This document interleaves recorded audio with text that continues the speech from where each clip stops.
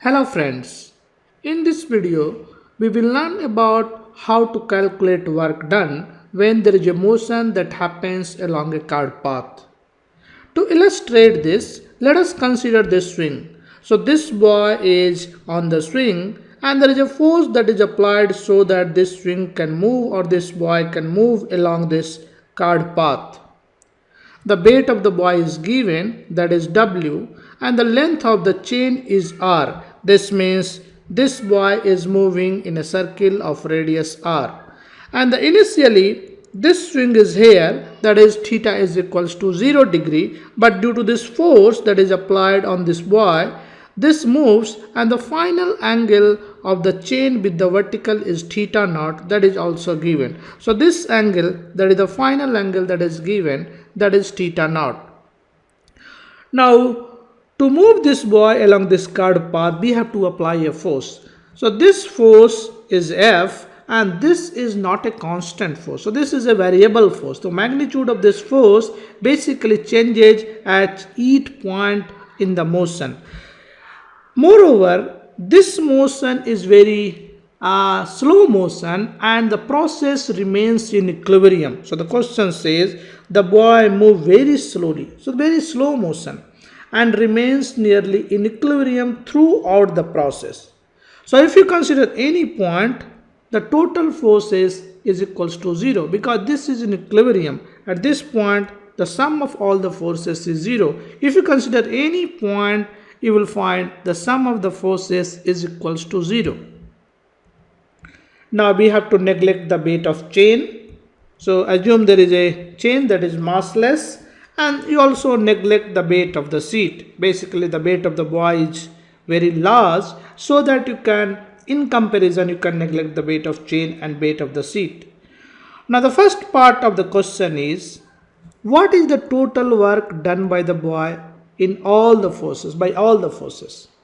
So there are many forces that is acting on this boy. If you consider what are the forces that is acting, one is gravity mg, another is this chain force, let's call this tension T, and this force F that is applied by external agent or some person can apply this force. So these are the three forces that is acting on this boy. So we have to find the total work done by all the forces, in this case 3 forces.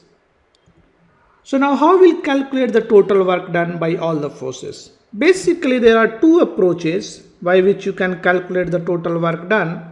In the first approach, what you can do is you can calculate work done by each force. So you have to calculate work done by each force. And once you have calculated work done by each force, you can sum and you can get the total work done. In the second approach, what you can do is you can calculate work done by net force. Work done by net force. That will also give you the total amount of work done in this process. Now in this problem, the second method, that is calculation of the net force and calculating the work done, is little bit easy because I know at each point in the process this is in equilibrium. So if I consider any point, for example this point, what is the net force? I know the net force is equals to 0 because this is in equilibrium. So now I can easily calculate work done. So if you remember, work done in a curved path is given as integral f dot dl, where dl is the small change in the length and f is the net force that is acting onto the system. Now in this case f net is 0, so this total work done is 0. So the first part, there is no work done by all the forces, or you can say net work done by all the forces is 0. The second part of the question says, what is the work done by the tension in the chain? So you see, tension is acting in this direction. So tension will also do some work. So let us find what is the work done by the tension. Again, you have to use the same idea. Work done is nothing but force dot dl and then you have to take the integral. Now see what is the direction of DL. Basically DL is tangential. So this is the direction of DL. And what is the direction of tension? So this is the direction of tension. And tension and DL makes an angle of 90 degree. You can prove using geometry. One is tangent, another is along the center. So they have to be perpendicular and the angle is 90 degree. So now if you use this, at each point you can calculate this. You can write magnitude of F and magnitude of DL if you consider a small length DL, and then cos 90 degree. So in this case this work is 0. So if you consider all a small DL length, in each case you will find 0 work done. So if you add all this, so you will find total work done by the tension force is 0 in this case.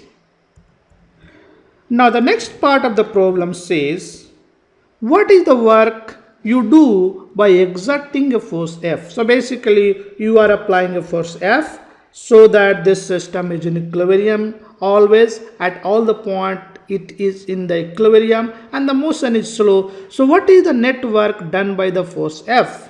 So how will you calculate? The first point is the F is also unknown. So F is unknown. So you have to first find F and then you can write work done equation for the work done. So let us first find F.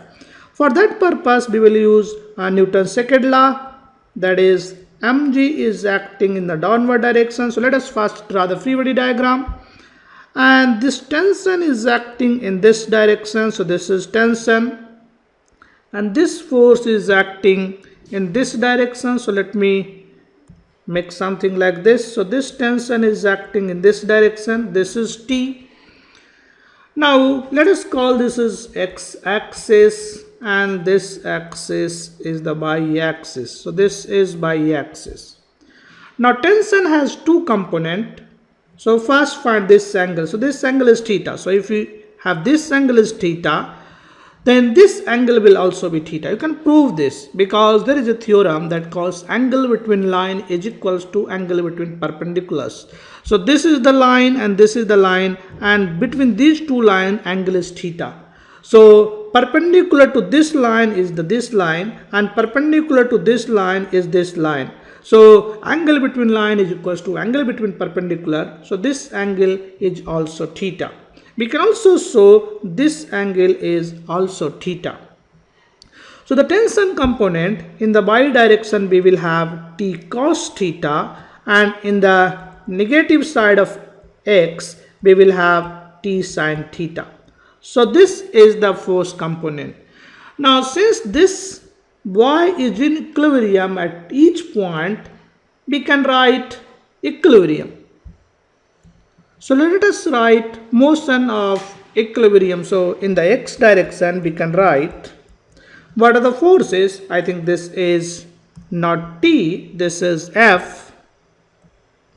So this force is F. So in x direction summation of forces is equals to 0. So from there I can write F minus T sin theta is equals to 0. So this is my equation 1.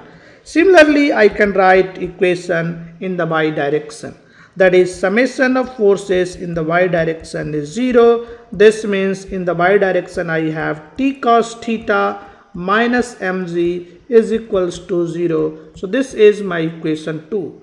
So from equation 2 I can write T is nothing but mg divided by cos theta, and now if I plug the value of T in equation 1 I can write F minus, and T is nothing but mg by cos theta, and this multiplied by sin theta, this is equals to 0. So from here I can write F is equals to mg tan theta. So now I know the force value. See, the force is not constant, it's a variable, so it changes with theta. So if you want to have a motion that is very slow and equilibrium at each point of the curve, then you have to apply a force that is mg tan theta. So it depends upon theta. So as theta increases, the force also increases. So now let us find work done by this force F. So work done. So let us find work done by F. So this work done, once again we will use work is nothing but F dot dl, and then I have to integrate. Now in this case, angle between F and dl is how much? Theta. If you remember, we just showed you the angle between F. So this is the F vector and this is the dl vector, and angle between these two is theta. So I can simply write dot product as F dl cos theta. Now furthermore, I can write dl is equals to r d theta. If you remember, in circular motion or in circle from geometry, if you have a small angle theta, a small length arc length dl, then you can write dl is equals to r d theta. So I can write it here. So dl is nothing but r d theta cos theta. Now the limit of integration, initially theta is equals to 0 degree and finally it goes up to theta naught. So from here I can write w is equals to fr is constant and then cos theta d theta and 0 to theta naught. So if you integrate all this, you will have f into r and cos theta. Basically I missed one thing, because f is not constant, I have to plug the value of f also. So let us put the value of f and then we can integrate. So f is how much? So this is f is mg tan theta. So f is mg tan theta. Because f is not constant, r d theta cos theta. So this becomes mgr sin theta d theta. And this goes from 0 to theta naught. So if you integrate this and put within the limits, you can calculate this mgr. Integration of sin theta is minus cos theta, and then you will have 1 minus cos theta naught. So if you put the limits, you will find this is the work done that will be done by the force F. So now consider two special cases when theta naught is equals to 0 degree. In that case, there is no motion. So basically the boy is standing at the mean position. So in that case, you should expect that work done is 0. That is the case in this case also. mgr 1 minus cos 0 degree is 1. So work done is 0 as expected. Now let us consider another situation. Theta is equals to 90 degree. In that case, work done is equals to mgr. And 1 minus cos 90 is 0. So this is simply mgr. So you see, when theta is equals to 90 degree, initially situation is here and the final situation is here. So basically this is nothing but mgr is nothing but increase in the potential energy. So you see, the work done by the force is nothing but change in the potential energy or gain in the potential energy. This is true for any theta, not only 0 degree and theta naught. You can also prove for any theta naught. For example, if you consider any theta naught, let us say, then this is r and this will be r cos theta naught. You can calculate yourself. This is r cos theta naught and this height is basically r. So this change in height is r minus r cos theta, that is cos theta naught in this case, that is r into 1 minus cos theta naught. So basically change in potential energy in this case will be mgr 1 minus cos theta naught. That is same as the work done that we calculated using the integral method. So basically you can also calculate work done directly using the change in potential energy, but that is a part of different chapter. In this chapter we learned how we can calculate work done using formula F dot dl. I hope you like this video, and if you like, then please like and subscribe and share with your friends. Thank you.